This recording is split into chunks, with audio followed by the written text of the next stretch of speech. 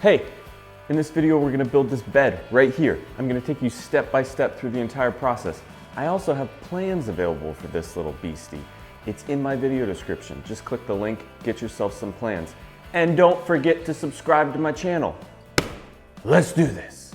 This video is made possible in part by my sponsors, Grizzly Industrial, Rockler Woodworking and Hardware, and Woodpecker's Tools.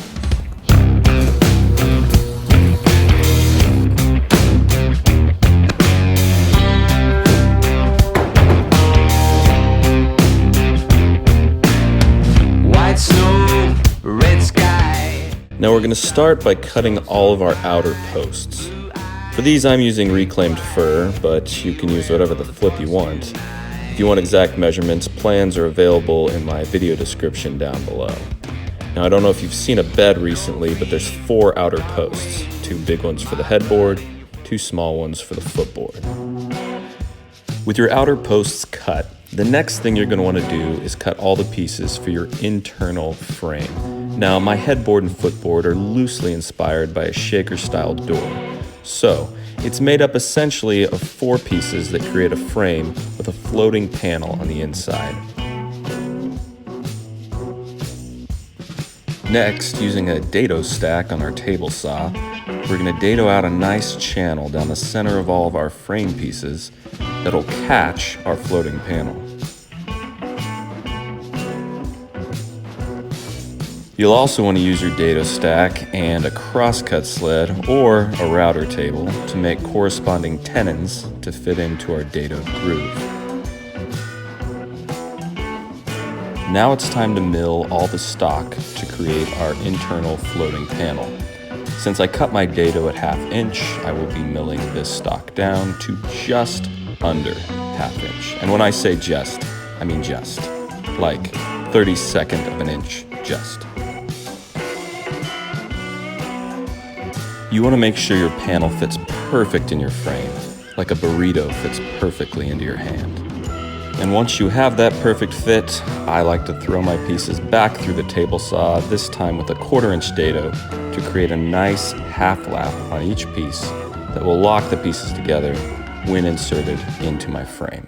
With all the pieces cut for our headboard and footboard, unfortunately, it is time to sand all the pieces very well. Next, you're going to want to take 3 of those 4 frame pieces and glue them together. Yes, just 3 of the 4 frame pieces. This will make perfect sense in 1 minute. So, stick with me.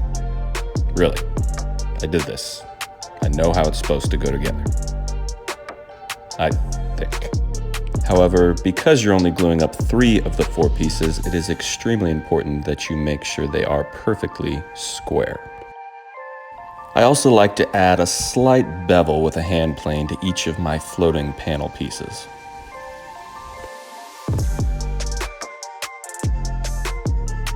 Now it's time to actually start hooking together our headboard and footboard. Now the footboard is held together simply with the internal floating paneled frame. However, the headboard is held together with the frame and 1 additional lower support piece. As you can see, I'm using a domino joiner to join this support piece together. Don't get mad if you don't have a domino joiner, just use a flipping doweling jig.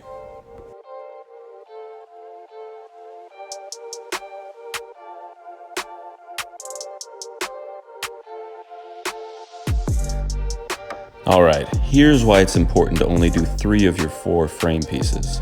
We're now going to attach that partial frame to our outer posts for our headboard and footboard. Because we did not attach the 4th piece, we can secure this frame to the outer posts with some screws through the internal dado. Once secured, it will be very easy to simply slide our floating panel pieces in and secure them in place with that last and final frame piece.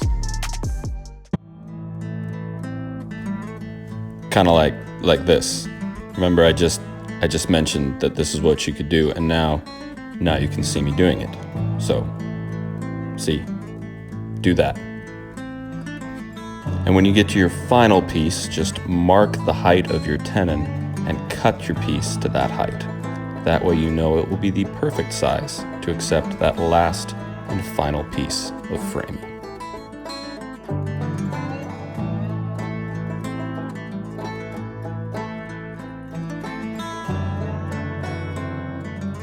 And well, if it worked on your footboard, there's no reason it shouldn't work on your headboard as well. So just do everything I said before, but do it again now, just on the other piece, like this.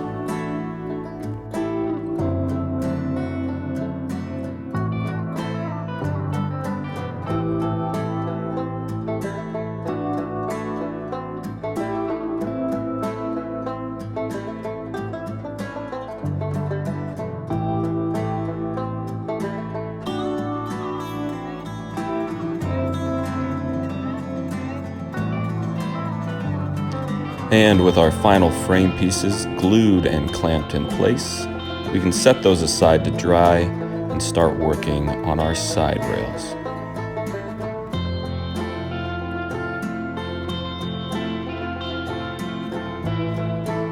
For my side rails, I'm using solid fir 2x12s, cut down to about 9 inches.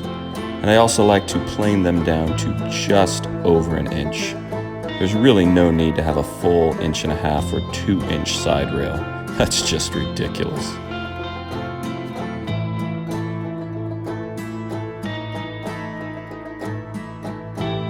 Yep, more sanding.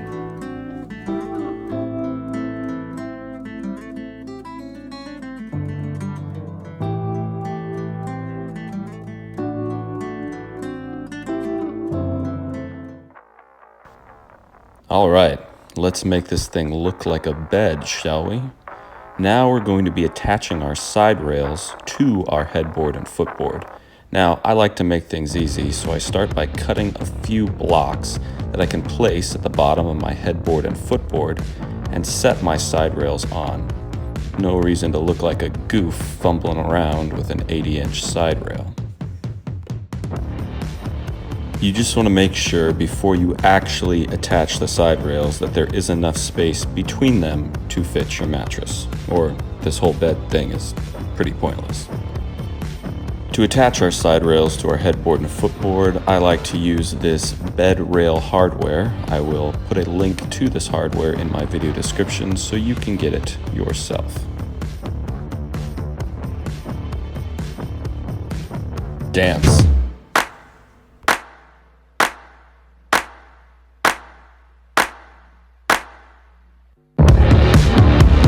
The reason I prefer this particular bed rail hardware is because you don't have to attach it to the soft end grain of your side rail. It simply attaches to the side of the rail and to the back of your headboard and footboard. It is both easy to install as well as easy to use. And as people told me often in high school, I'm an easy guy.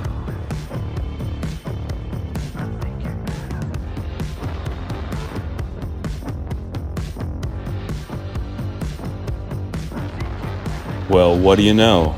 It works. Just as it should. Although it may look as though you are done, we are actually just getting started on this journey. What you have now appears to be a bed, but you still must create your internal slat structure to hold your mattress. Because I'm using reclaimed fir for the outer structure of my bed, I stuck with fir for my internal slat structure.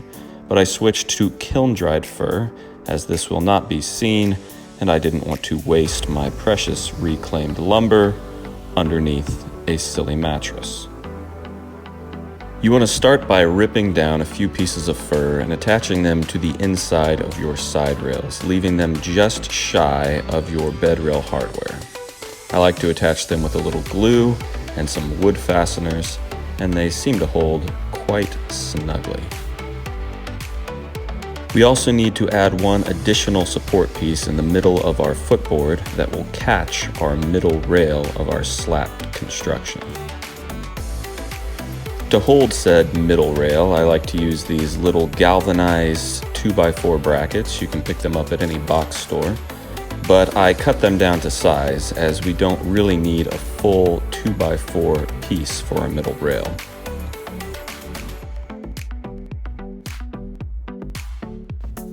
When attaching these brackets, it's important to note that your middle rail has to perfectly line up with those outer pieces you added to your side rails, or else there will either be a hump or a dip in the middle of your bed.